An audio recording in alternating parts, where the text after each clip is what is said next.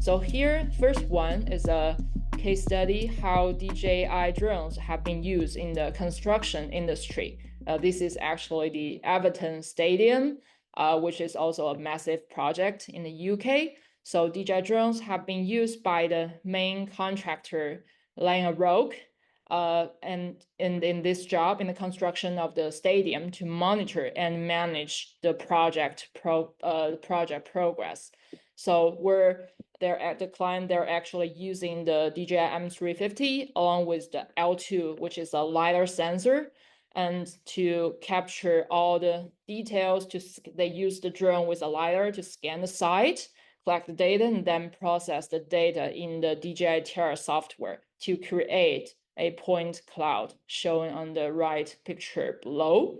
So those point cloud data can be used for example, like volumetric measurements and also project tracking. Specifically for this project, as I recall, they are moving a lot of earth, like 500,000 cubic meters of sand from the sea. So also a lot of work need to be done to track the progress and to understand how much work have been done in a certain period of time. So that's where the drones with the LiDAR sensor can play an important role.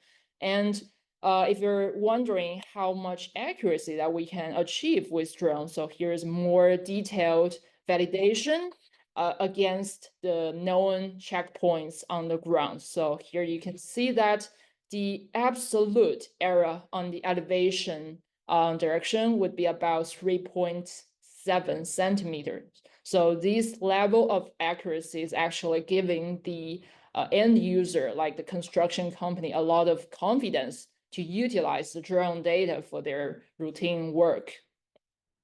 And here we also have like a screen recording of how the final deliverables that we can provide from drones look like.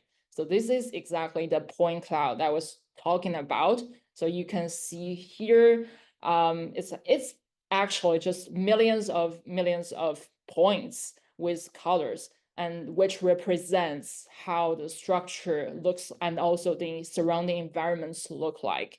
And one of the unique advantages by using the LiDAR technology is like you can have those thin steel structures very like sharply and also represented in great details. But in other ways, like in other traditional like photogrammetry methods, it might not be able to generate this kind of quality.